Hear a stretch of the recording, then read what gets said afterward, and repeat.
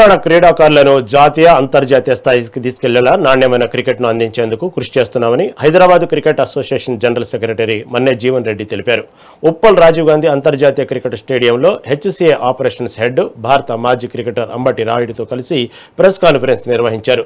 క్రీడాకారుల శిక్షణను మరింత పటిష్టం చేసేందుకు భారత మాజీ క్రికెటర్ వసీం జాఫర్ను మెంటర్గా నియమించినట్లు వెల్లడించారు. ఇలాంటి వ్యక్తులకు హెచ్సీఏ వ్యవహారాలే అవకాశం ఇస్తున్నాయని అనుకోవచ్చు కదా.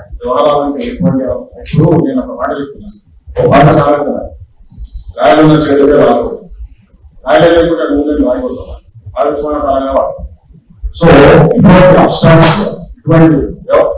పనులు చేస్తే వాళ్ళకు ఒక ఆదాయం సోర్స్ అయితే వాళ్ళు ఏంటంటే ఇట్లా చెప్పేసి ప్రెజెంట్ చేసి కలెక్షన్ చేస్తాం ఇలా నల్లబోతాం.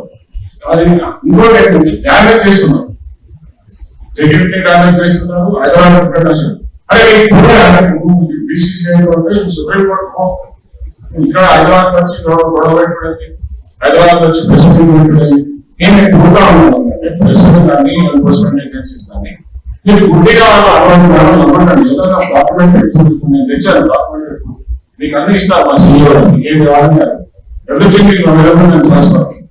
ఎంత ఉన్నా కూడా, ఎంత పెద్ద వ్యక్తి ఉన్నా కూడా ఆరోగ్యం ఎదుర్కొనే ఉంటారు. డొనాల్డ్ ట్రంప్ లేవా, నరేంద్ర మోడీ లేవా, రేవంత్ రెడ్డి లేవా అని మనం భయపడదు. చేసిన ఆరోగ్యం అనేది అది మనం కాన్స్టిట్యూషన్ ఇచ్చిన రైట్. అది ఆర్టికల్ 14 నేను ఇంతకు చెప్పాను 90 వల్ల freedom of expression of speech దాన్ని మిస్యూజ్ చేస్తాం. సో ఆ మిస్యూజ్ చేసేది అనేది మేము కోర్టులో ప్రూవ్ చేసి ఈయనకు సరైన చర్యలు తీసుకొని center of excellence for districts in North, South, East and West Telangana, and areas that we are thinking about at the moment are Suryanpur, Jaidika, Tanishkarur, and Akakarur and Manjaiwal.